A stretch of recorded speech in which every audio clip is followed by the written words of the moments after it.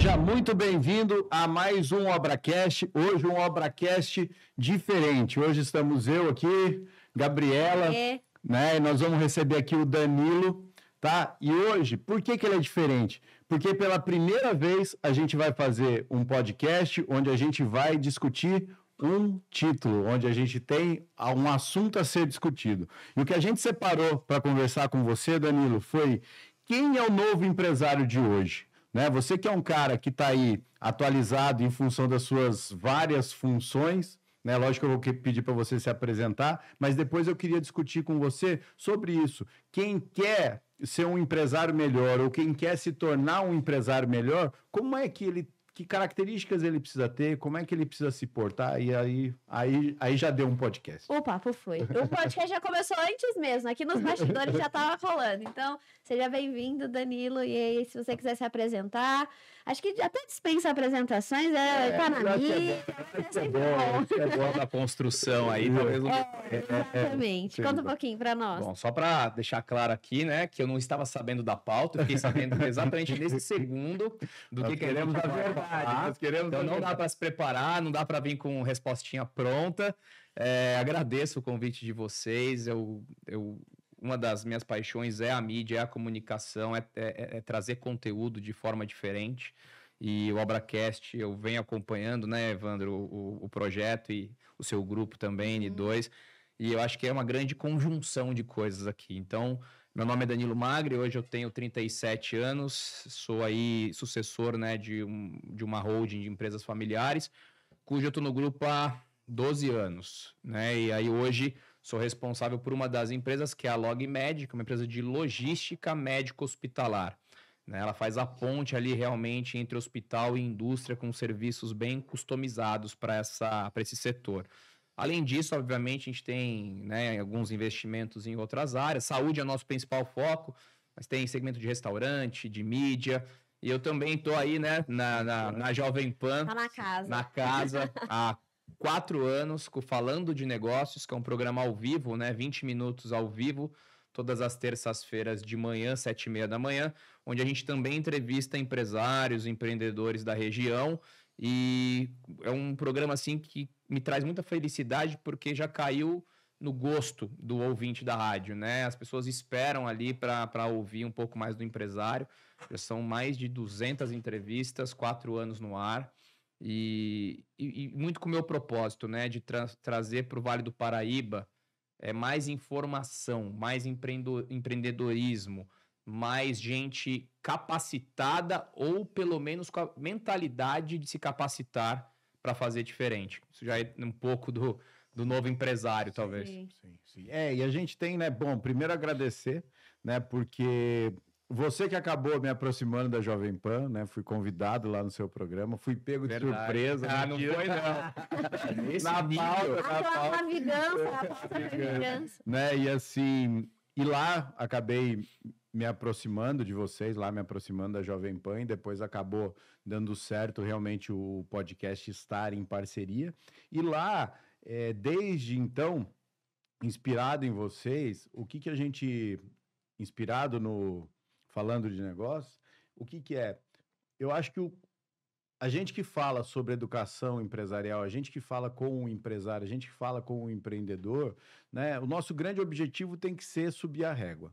Essa que é a verdade, né? Assim, eu acho que já deve estar acontecendo com você até há mais tempo do que eu, que é o quê? Quando você está na comunicação, você se sente obrigado a se atualizar mais, a estudar mais, né? Porque você não pode falar besteira, Exatamente. Né? Vamos chamar assim, né? Então, assim, eu queria agradecer e queria bater esse papo com você, sabe? A gente percebe que São José dos Campos, na construção civil e em todos os outros segmentos, tem subido a régua de uma forma muito grande, né? Assim, eu percebo que os empresários estão se preparando, eu percebo que as comunidades estão começando a acontecer, os ecossistemas.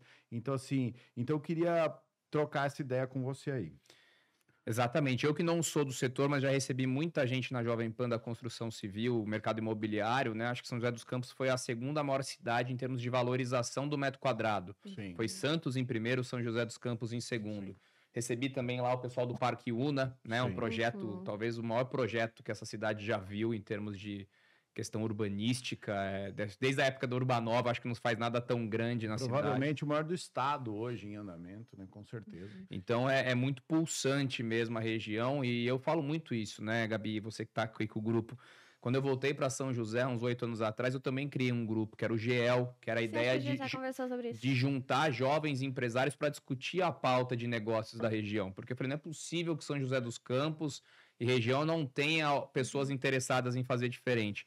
E eu brincava muito, eu falava assim, falta marketing para São José dos Campos. Mas como assim falta marketing? Eu trabalhei com vendas, eu viajei esse interior de São Paulo todo, assim, então eu conheço as melhores cidades do interior. E aí você chega em Ribeirão Preto, tem um baita marketing, pinguim, calor, cidade gostosa. Por que São José, na época, não tinha uma personalidade? E eu acho que, finalmente, hoje, a gente está vivendo o melhor momento da nossa cidade, aqui em São José. São José tem marketing, tem posicionamento. Essa questão da qualidade de vida parece que assentou.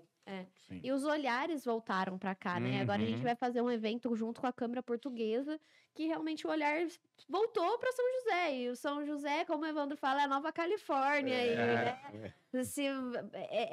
Eu vejo, assim, muitos investidores realmente querendo vir para São José, e eu acho que o empresário, as empresas de São José precisam acompanhar esse movimento. E eu acho que quando vocês falam de subir a régua, é justamente trazer esse olhar também, né? A sua empresa tem uma abrangência praticamente nacional, certo? Então, assim, são poucos negócios que você consegue ter uma abrangência nacional. A construção civil, a tese que a gente defende, o que é? Cara, a 2 horas de deslocamento é só uma questão de vontade. Você entendeu? Putz, é ruim você ir visitar uma obra a 2 horas daqui? É ruim. Sim. É melhor você visitar na esquina da sua casa. Mas dá para ir. Mas dá para você tocar uma obra... Hoje em São Paulo é 2 horas de distância com o trânsito. Então, o que acontece que a gente fez um estudo, a gente até apresentou no evento passado. O que foi? Vamos imaginar que a construção civil consiga atuar 2 horas, tendo São José como centro, atuar em 2 horas de distância. A 2 horas de São José, sentido anti-horário, você está em São Sebastião, Caraguá, Ubatuba, ou seja, você fecha o litoral norte. Perfeito. Você pega toda a serra, você pega o eixo Rio-São Paulo, então vamos dizer que você vai até Aparecida ou até Guará, né? Então você pega o maior polo de turismo religioso, né? Que também gera demanda imobiliária, certo? Depois você vem para a Serra da Mantiqueira, tem Campos do Jordão, Santo Antônio do Pinhal, certo? Depois você vem para a represa ali, Igaratá, Bragança, e você fecha na zona leste de São Paulo. O eixo São José-São Paulo, passando por Mogi, Arujá, Guarulhos, chegando até a zona leste de São Paulo. Nesse raio de 2 horas, a gente fez um estudo. Tem quantas pessoas nesse raio? Cara, a gente fez um estudo por PIB. Tá. O PIB de São José são 60 bi, que já é grande, certo? Se a gente pegar essas 2 horas de raio, vai para 240 bi.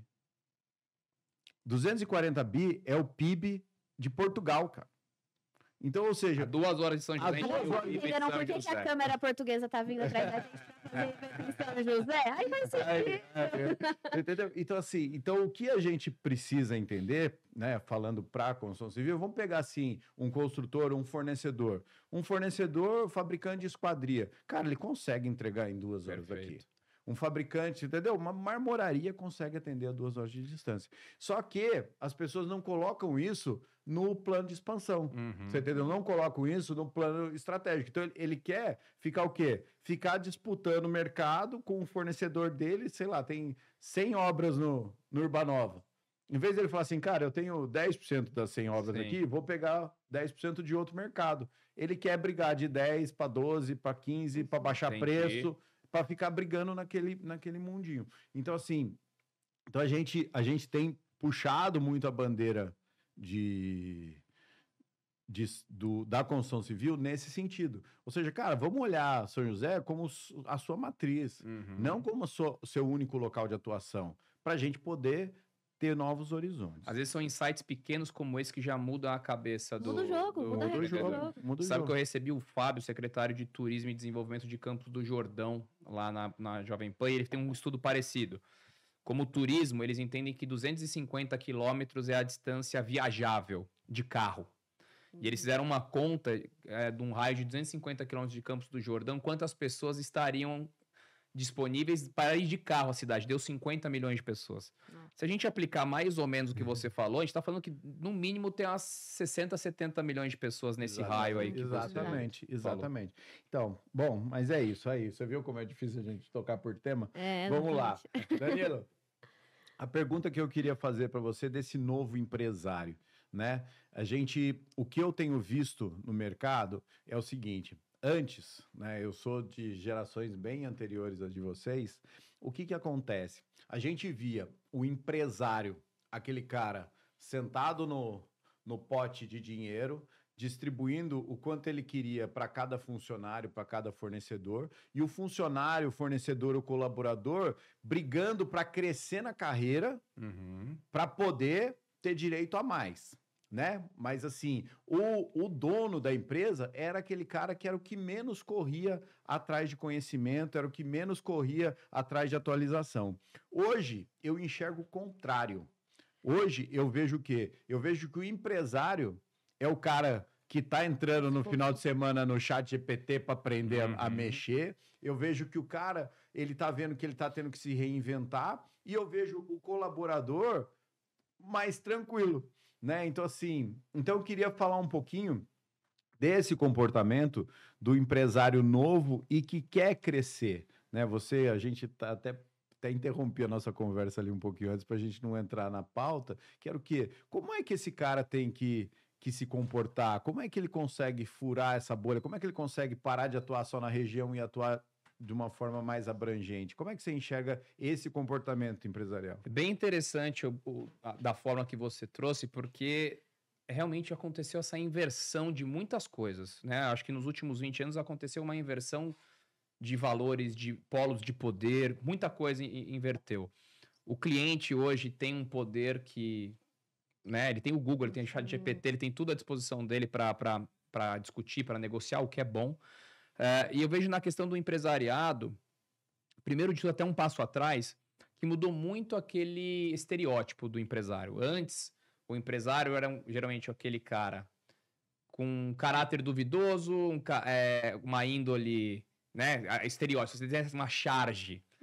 Ele seria aquele cara que realmente compra todo mundo com dinheiro, né? Bronco, mafioso, geralmente obeso, porque você trabalhava muito, então não tinha espaço para saúde. Na verdade, você mostrar que você estava obeso, cansado, era um sinônimo de muitas vezes sucesso.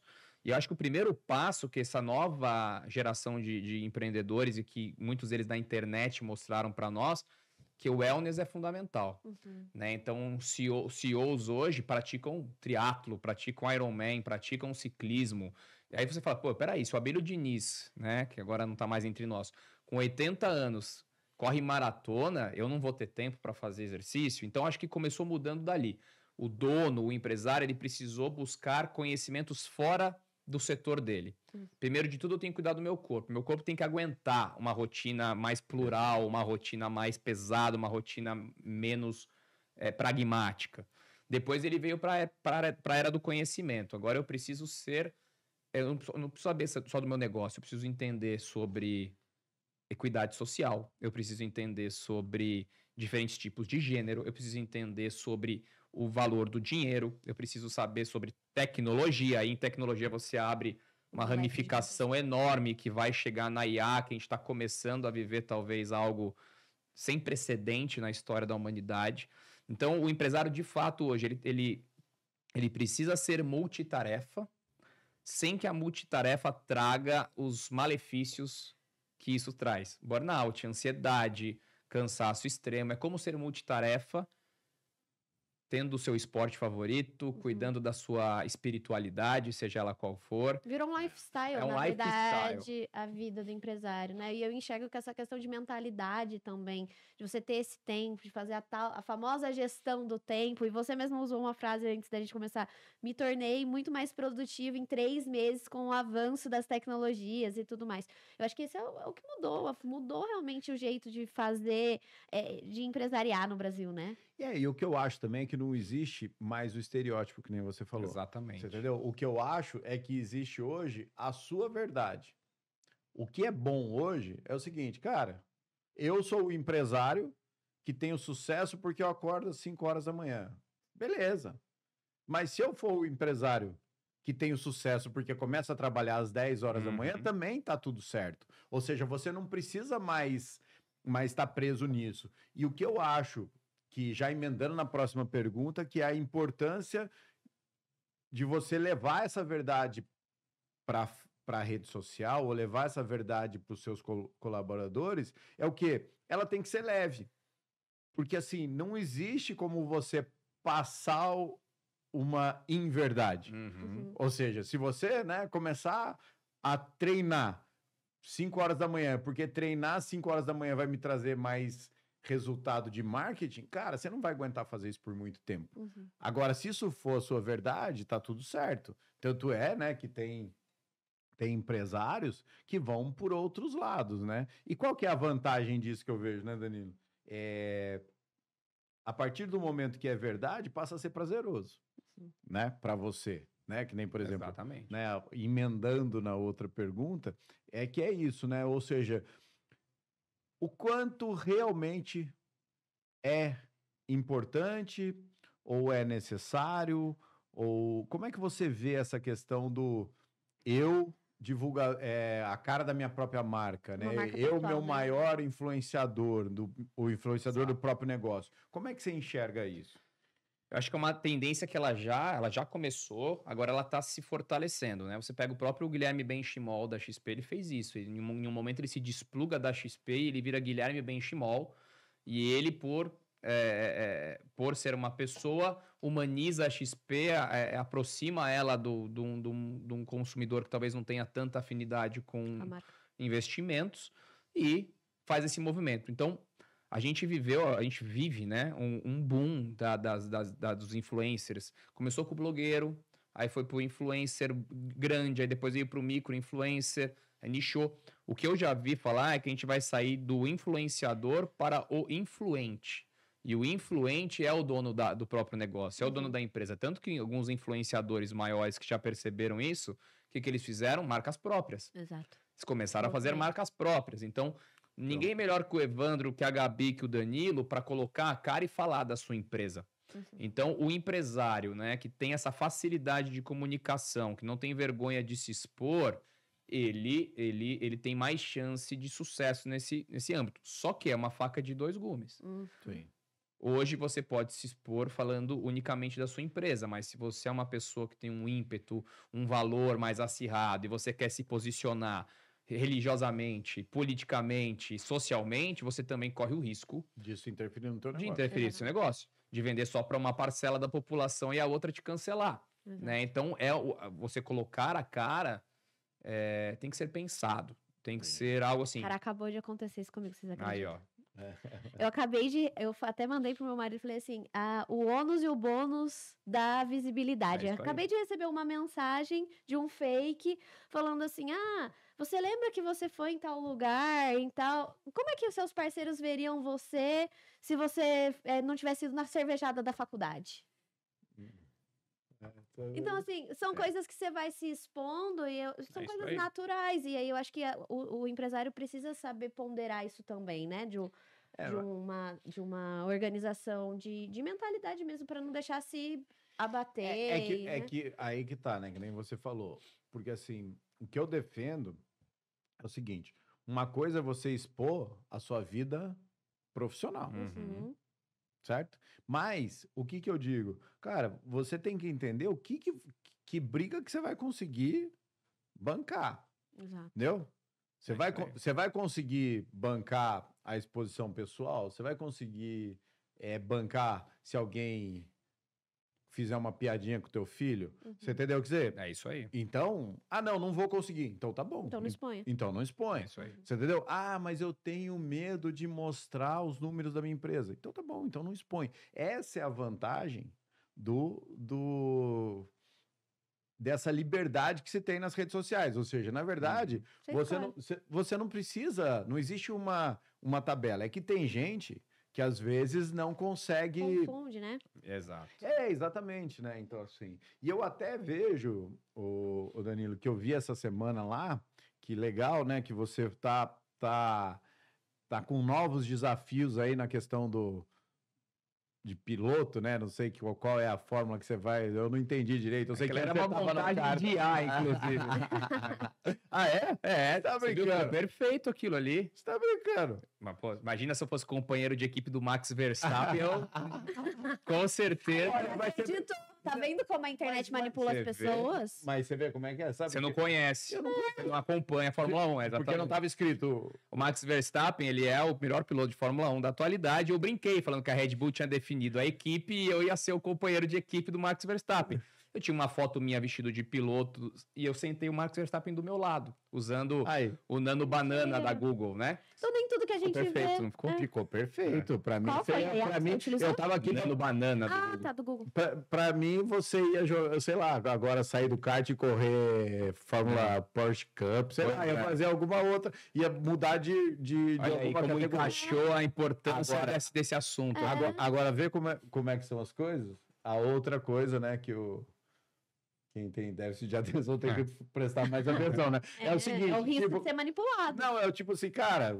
É a importância de ler tudo, né? Eu só bati o olho lá. Caramba, legal. Legal. Pô, beleza, vou falar disso no podcast. Mas eu vi um estudo dizendo justamente isso, que a rede social agora, as pessoas não têm mais vídeos longos, textos. Ninguém mais tem não paciência. Então, você precisa também, a gente como creators, como influencers, enfim, pensar numa estratégia de marketing que vai justamente trazer o que a geração quer, que é o impacto visual, beleza, tá visto. E o que a sua marca pode impactar com isso também. Por exemplo, trouxe essa questão. Exato. Só bateu o olho e viu. Então, é importante que a gente também, como empresário, tenha esse olhar, né? Essa noção desse movimento do mercado. A gente, assim, lembra que antigamente, tá falando de quê? 2 anos atrás, 3 anos atrás, o fake era a corrente que você recebia no WhatsApp, né? Sim. Aquelas correntes ridículas. Hoje, as fotos, a gente não sabe mais o que é verdade e o que é mentira. Sim. Se você vê uma foto, talvez, de uma coisa que você não domina, você vai acreditar nela. Exato. E eu vejo assim, às vezes você pega lá algumas notícias que você recebe, né? Aquelas propagandas de páginas fake e tal. Aí você vai ler os comentários das pessoas. Misericórdia! Jesus tá voltando! Não sei o quê. E a notícia não tem pé nem cabeça. E as pessoas acreditando. Então, isso é uma relação pro empresário complicadíssima. E nessa questão do automobilismo, cara, estou presenciando alguns amigos meus e a vantagem da rede social, né? O que acontece? Ele tem interesse que o público, vamos lá, quem gosta de automobilismo é um filtro, certo? Ou seja, já é uma régua alta, né? O que ele fez? Ele gosta de automobilismo. Ele meio que profissionalizou, entre aspas, só para você entender, ele vai participar da Porsche Cup e ele criou internamente só pro clube dele um passaporte. Não, uma competição de kart. Então ele linka, você vê como a internet... Então ele linka Quer fazer parte do campeonato? Resultados da competição dele de kart. Legal, com um amigo dele participando na Porsche Cup, você não sabe muito bem o que é o quê. Ou seja, se você não ficar até o final do vídeo, você não sabe o que está acontecendo. E aí o que você faz?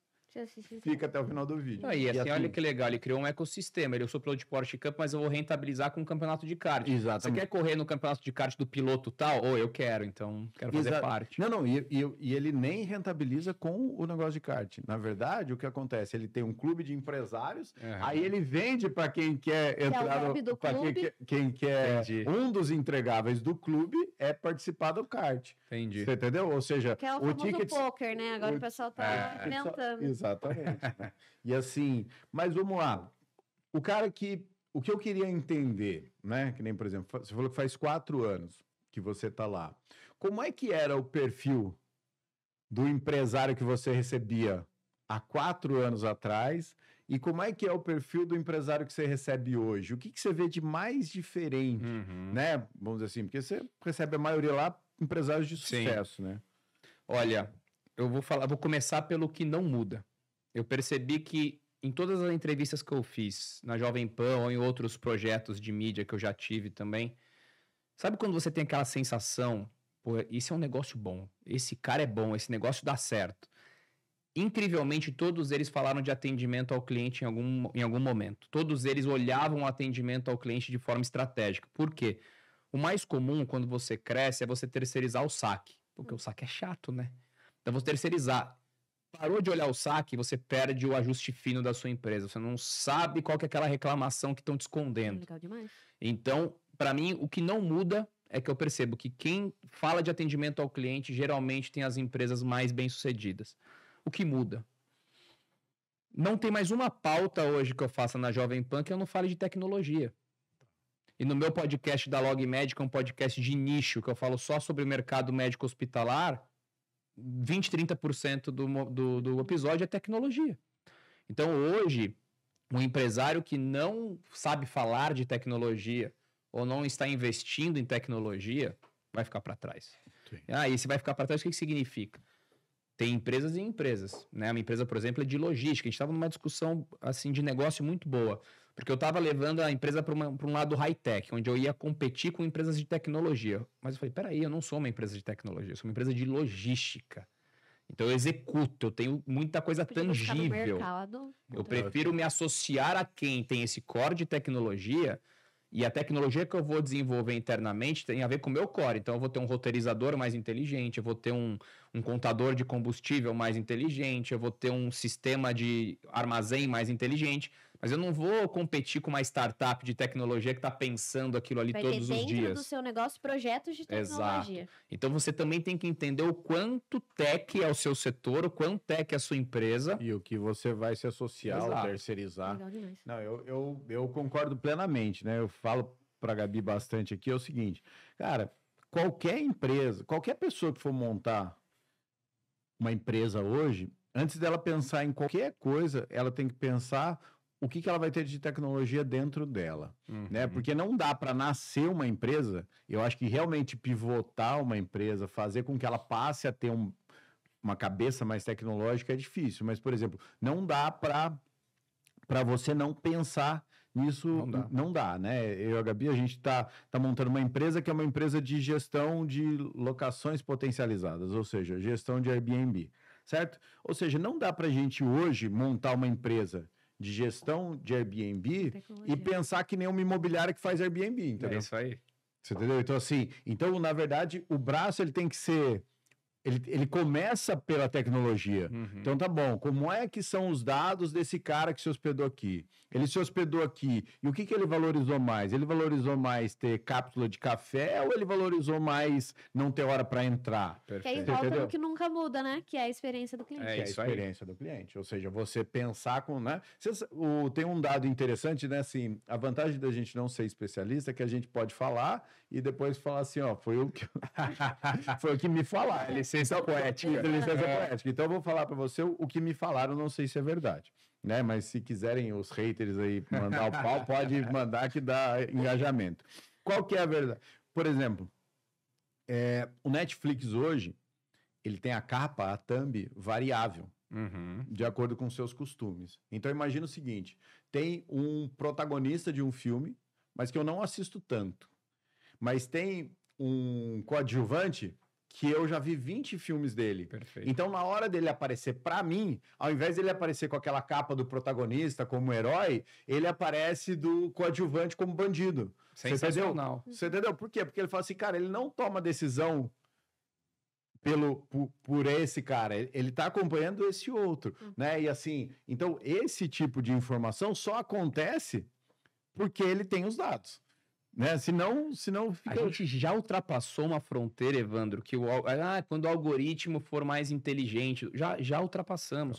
O algoritmo hoje ele só não escolhe objetivamente por nós, mas ele já induz você a todo momento. Então, por que é tão gostoso ficar olhando reels do Instagram? Porque ele sabe exatamente o que você gosta. Então, você é uma pessoa que gosta de espiritualidade, futebol e tecnologia. Ele sabe, inclusive, quando te entregar espiritualidade, quando te entregar futebol, quando te entregar tecnologia. Então, a luta é muito desigual. Sim. A gente vai ter que ter realmente uma consciência de como usar isso de maneira estratégica. Eu tenho até fiz uma reunião com um cliente semana passada e ele falou muito sobre isso, sobre como a neurociência vai ajudar o empresário a desenvolver. Existem cursos já eu fui CS por 5 anos, né? E aí, quando a gente fazia os cursos de atualização e tudo mais, a gente utilizava muito a neurociência para desenvolver os onboardings de cliente. porque justamente o onboarding faz toda a diferença. E aí eu acho que o novo empresário tem que se preocupar com isso também e utilizar esses mecanismos que a gente tem utilizado, né? Sim. Não, e assim, indo nessa cabeça da tecnologia, a gente juntando a tecnologia com o comportamento, que é o que a gente falou da última palestra que você não conseguiu ir, mas na próxima você vai, é o seguinte, não adianta, eu acho que até também junta aquela questão de que a gente vê que o empresário está mais interessado do que o colaborador, é o quê? É porque o empresário já entendeu que para ele sobreviver, ele precisa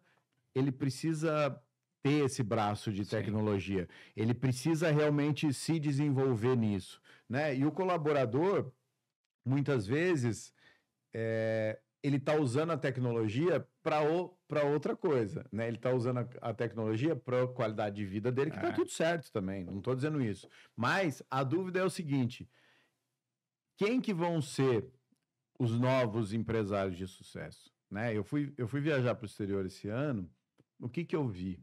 Cara, eu vi coisas que pra gente, pro brasileiro, a R$6 o euro, R$7 o euro, você fala assim, cara, é inviável, né?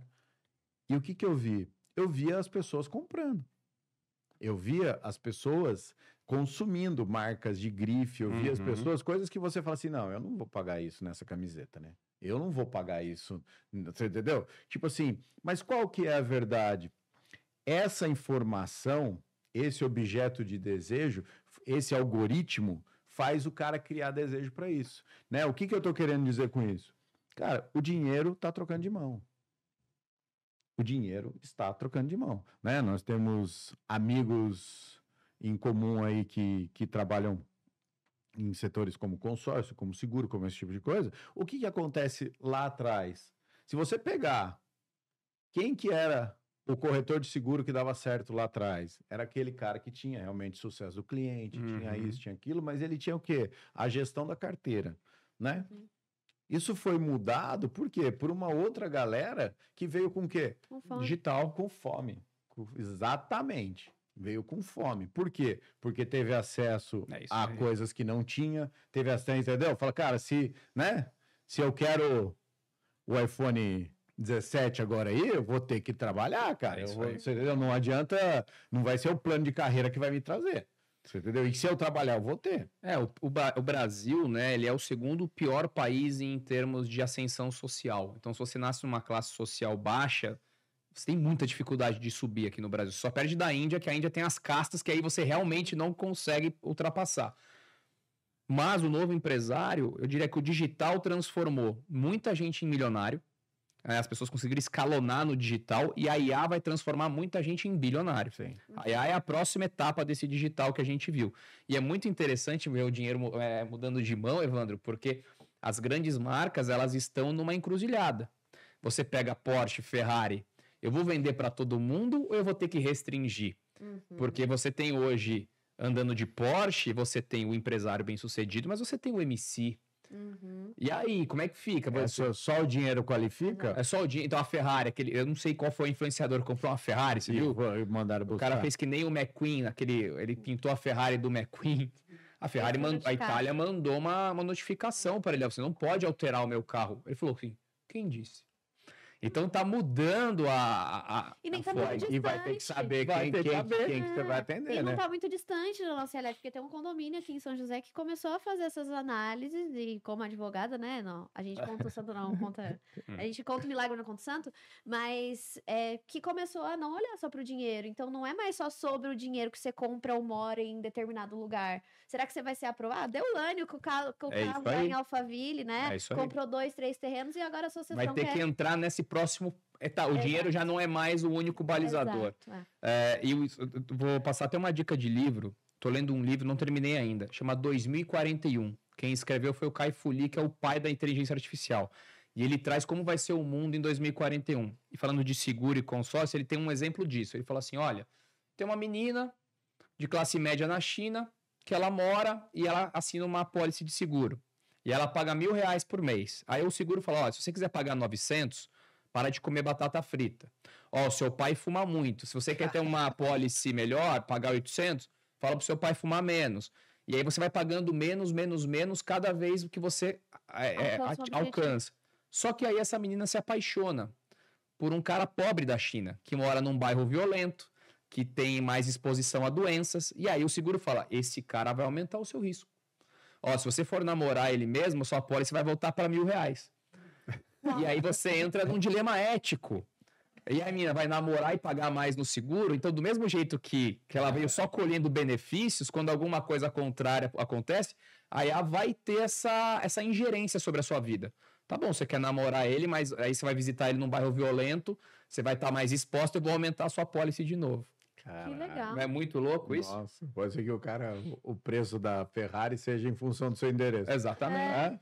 Aí para você é um pouquinho mais caro. Aí ela começa a definir fronteiras na sua vida. Então, e assim, a estratégia, né? Você viu a reportagem que no Brasil... Reportagem não, na verdade um influencer que falou, é o quê?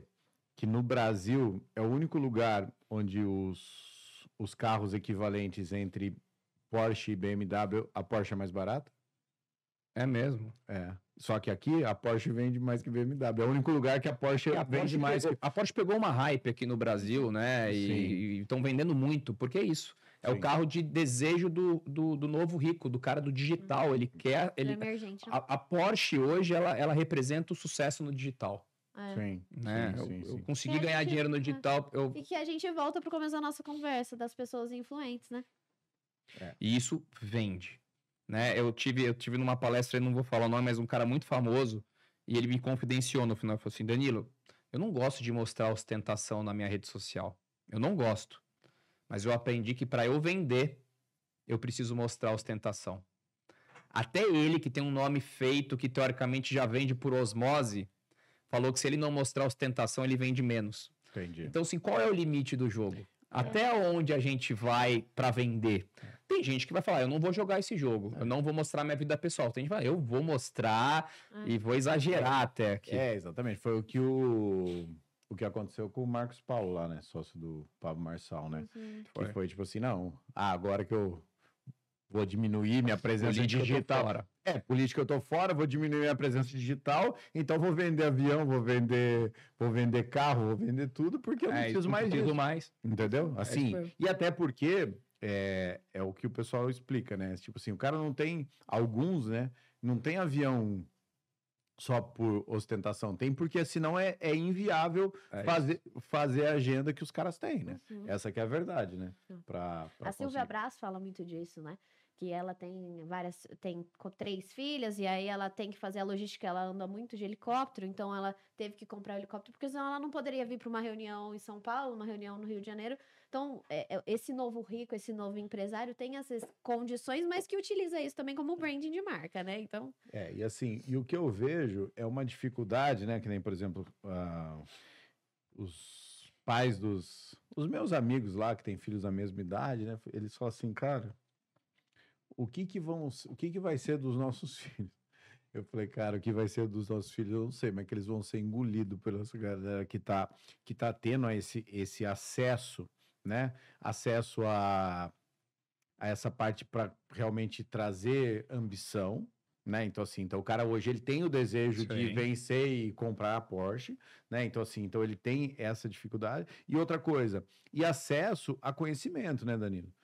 Que a verdade é o seguinte, na minha época, tipo assim, era o seguinte, se você tinha condição de estudar numa escola particular, você saía muito na frente de quem estudou na pública, né? E hoje em dia, cara, assim, o cara pode nem estudar, se ele tiver vontade de aprender. No YouTube hoje, você aprende qualquer coisa. Você aprende qualquer coisa, entendeu? Você vira especialista realmente. Se você souber olhar o YouTube lá, você aprende qualquer coisa. E como a grande maioria pega grande maioria não, vai...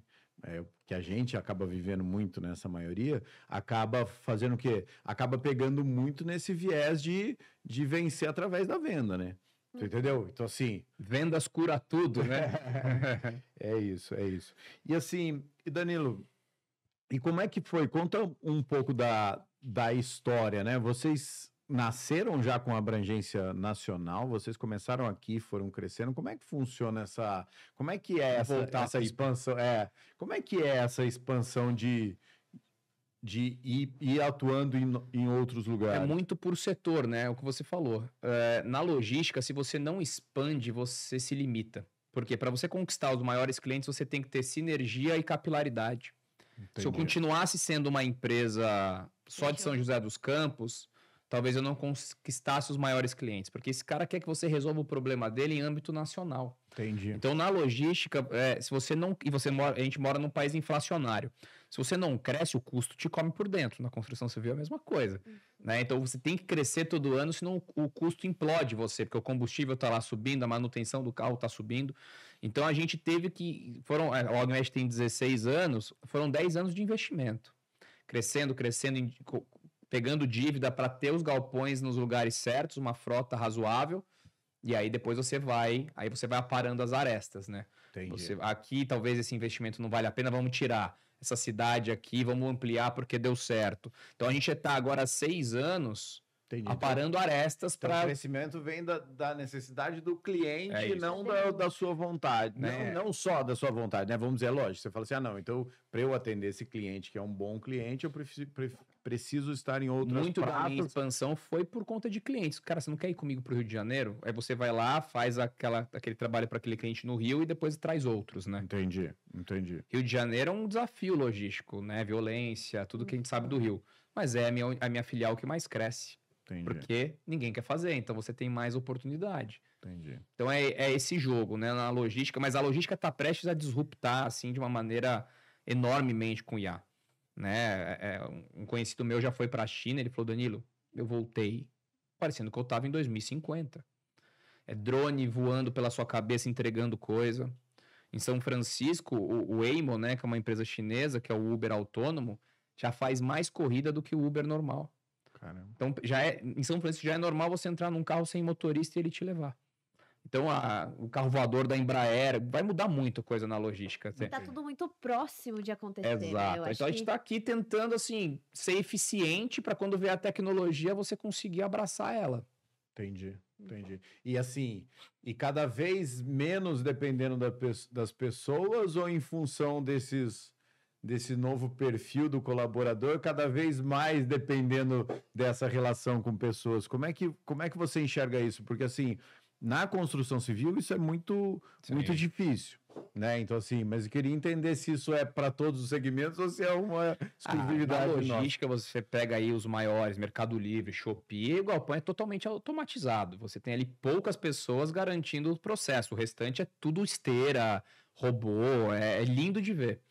Mas eu acho que a relação colaborador-empresariado, ela passa por um momento muito difícil, né? Aí eu vou falar fonte Danilo, né? É uma percepção que eu tive. Depois da pandemia, os extremos se aguçaram muito. Parece que quem era pobre ficou mais pobre, quem era rico ficou mais rico. Quem era do esporte ficou mais esportista, quem era sedentário ficou mais sedentário. Quem era adepto da tecnologia ficou mais adepto, quem não era parou de se atualizar. Tudo ficou mais oposto. E essa relação empresário-colaborador também, né? Então, hoje você tem uma pauta de nós contra eles em várias frentes, que é péssimo como país, como nação. Tem um quadro acontecendo no YouTube... É um empresário contra 30 tem vários 10 agora. E aí começa a criar uma animosidade que não existe. Né? Para ter o emprego, tem que existir o empresário. Né? O empresário gera o emprego. Então, tá bom, você tira o empresário, acontece o quê? Né? Então, tem até um negócio legal que alguns amigos iam no bar e aí a conta dava R$100 a cerveja. Aí o mais rico pagava 50, o mais ou menos rico 10, o outro 10, os 4 mais pobres não pagavam nada. Aí um belo dia o dono do bar falou assim, agora eu vou dar um desconto para vocês. Eu vou fazer por R$80. E aí como é que a gente vai dividir esse desconto? Aí o rico falou, vamos fazer proporcional. Né? A gente pega esses R$20 e dilui proporcional. Mas aí você vai ter o maior desconto, não é justo, você já é o mais rico. Aí o rico ficou tão triste que não voltou mais no bar. e os outros 9 ficaram sem cerveja, porque daí não tinha ninguém para pagar a cerveja. Então, essa é uma analogia que mostra essa sensibilidade de colaborador com o empresariado, e eu acho que aí, como empresário, o nosso papel é sim fomentar a tecnologia para o colaborador, é tentar abrir a mente de que o colaborador também usa tecnologia, não reprimir. Então, por exemplo, às vezes eu recebo uns e-mails bem chat GPT, assim, você vê que a pessoa mandou algo que ainda não está refinado, mas tá bom, tá usando, tá tentando, né? Sim. Chama ela, fala, olha, vamos fazer um ajuste aqui e tal, mas não inibe, né? Fala, que ridículo, isso aqui tá horrível. É o que eu brinco lá, eu falo, cara, não me mande nada do chat GPT, sem ler, né? Eu falo, cara, não, você pelo menos, assim, ó, eu vou explicar, eu coloco, mas a hora de eu passar para frente, tem que ler. Eu reviso. E, na verdade, por incrível que pareça, para quem se preocupa em meio que validar o que a inteligência artificial está fazendo, faz com que você faça um conteúdo melhor, treine a IA e estude o negócio. Exatamente. Porque às vezes quando você está escrevendo, você não está avaliando o que você está escrevendo. Exatamente. Você está só escrevendo. No direito acontece muito, né? Uma amiga minha advogada falou que às vezes ele alucina e ele traz um artigo como se fosse verdade absoluta. Não existe. Isso dentro do escritório. E aí, assim, é erro grave, entendeu? Criaram dentro do escritório uma jurisprudência que não existia. O chat GPT criou, a pessoa não confirmou. E passou. Só que no escritório a gente tem camadas de revisão. Chegou na mão da minha coordenadora e minha coordenadora bloqueou, porque ela foi confirmar se a jurisprudência era de verdade e não existia. Sim. Então, eu acho que essa questão também. Aí eu entro, e como eu vim do mundo das startups, e a gente já falava assim, muito em 2017 que a IA ia vir e que ia mudar, a gente tinha um robô de negociação, de acordos contencioso e tudo mais. O que acontecia?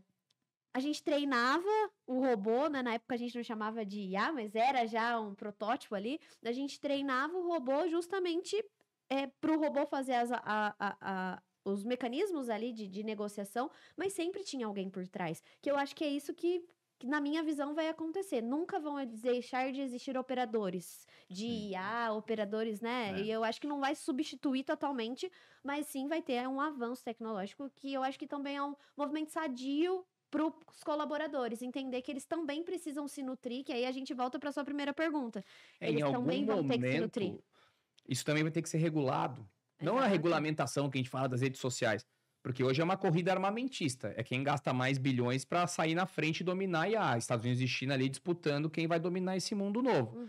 E LGPD, isso aí vem depois. Tá tudo certo. Depois a gente vê. Primeiro vamos criar. Sim. E aí vai em algum momento, quando a gente chegar numa criação muito evoluída, a gente vai ter que ir voltando e arrumando essas arestas soltas, os dados, né? Mas já começaram a ter, né, os primeiros casos de problema de IA, dela pegar a informação que ela não deveria, já começaram os primeiros casos, até a Droga Raia já passou por um caso como esse aí.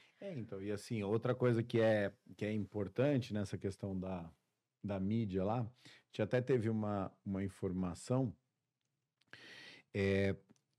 as mídias, os novos canais de mídia, né? Ou seja, eu vou tentar fazer uma conta de cabeça aqui, mas acho que é 2%, 2,5%. Bom, 2,5%. A Droga Raia, ela tem um faturamento de 40 bi por ano, certo? Com mídia indoor, ela vai faturar nos próximos 12 meses 1 bi, cara. Com mídia indoor. Você entendeu? Ou seja, 2,5% da receita que vem, 90% pro bolso. Você entendeu? Então, o que acontece? Isso é o quê? Isso é a nova necessidade do mercado. Porque qual que é a verdade? O cara que... vamos lá.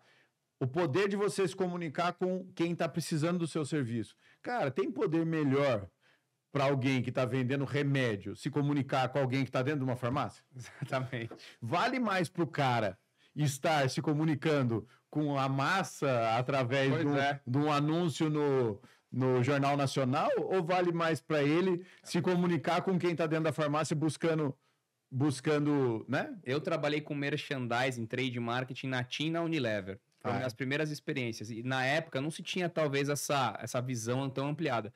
Mas se falava muito isso. Porque qual é a jornada do cliente? Eu tenho que pegar o cliente que usa protetor solar, eu vou pegar ele na corrida de rua, vou patrocinar a corrida de rua. Mas você já está na farmácia? Você já está no canal de aquisição do cliente. É maravilhoso. Exatamente. Exatamente. É que nem a história da gôndola, né? E sem contar, né, que aí é que nem você falou, fonte Evandro, né? E sem contar que é o seguinte, né, cara? O poder que o fornecedor tem para vender essa mídia. Exatamente. Você entendeu? É que nem, por exemplo, assim, ou seja, quando que os supermercados cresceram de fato? Quando criou aquele, acho que é 2% da venda anual. Existe uma conta mágica lá, que é o seguinte, quando você vai abrir uma nova loja de um supermercado, você tinha que contribuir de presente para aquela, como enxoval da nova loja, 2% do que você vendia por ano. Para essa nova loja. Só que depois que você tinha um X de lojas, esse 2% era o suficiente para ter o enxoval de uma loja inteira. Então, ou seja, ele começava a ampliar sem colocar a mão no bolso, você tem que fazer estoque, você entendeu? Então, assim, são esse tipo de alternativas que vão movimentando o mercado e vão criando novas oportunidades. É isso, e nem tudo também tá na IA, né? A IA é sexy, ela é nova, ela realmente vai ser o grande disruptor daqui para frente, mas tem negócio em todo o setor.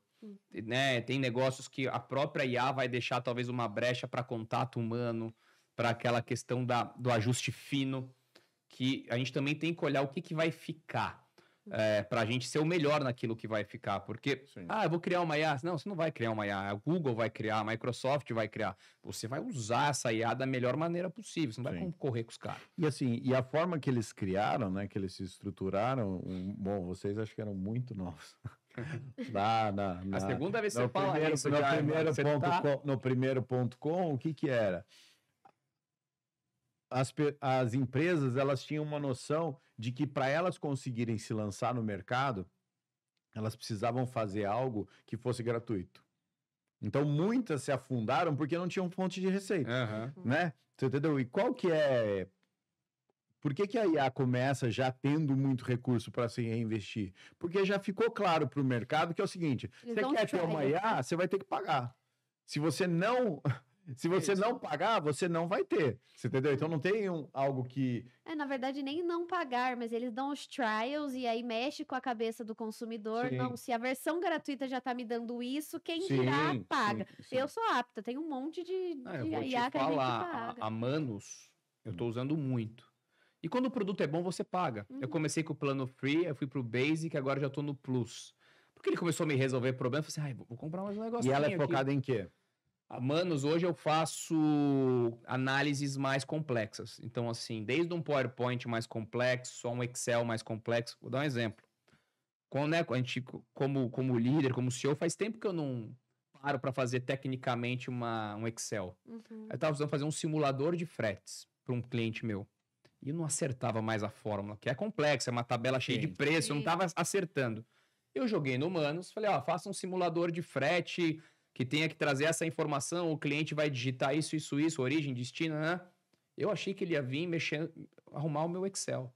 Ele me trouxe uma página web com um simulador super friendly, onde você imputa os dados e já sai o preço em tempo real. Quando ele fez isso, eu falei... Aí eu entendi o potencial da ferramenta. Agora eu tô fazendo várias coisas com ele. E por isso que eu tava falando antes da gente entrar no ar. Prova social é fogo, né? Não me esquece de me passar o nome de novo aí. Eu fiquei abismado que ele me entregou uma página web com todas as regras de precificação que eu tinha. O negócio ficou muito bom. E aí eu falo, né? Eu como executivo, se a gente gravasse esse podcast 3 meses atrás, talvez a gente não estivesse falando de 30% das coisas que a gente falou aqui hoje. E a minha produtividade em 3 meses aumentou muito. Recebi uma visita internacional na empresa. Todo executivo sabe. Isso aí você para uma semana, você faz aquele PowerPoint perfeito. Você tem que buscar informação. Na Manus, eu fiz em um dia. Fui capturando a informação, fui dando os prompts corretos, fui anexando os arquivos que eu queria anexar. Enter. Saiu uma apresentação 90% pronta. Eu fui lá e dei um ajuste fino numa linguagem que eu gostaria de dar, entendeu? Entendi. Isso muda muito a vida. Muda o jogo. E quanto custa? Mais ou menos, só para eu ter uma ideia. 16 dólares. 16 dólares por mês. Entendi. Eu acho que é tá 20 dólares? É o que a gente paga no nosso plano. Tem o Free, aí tem o Basic, que acho que é 8, depois vai para 16, aí tem o Enterprise, que é 100 e poucos, mas aí é... Aí é para quem vive disso, né? Para o cara poder fazer em escala, né?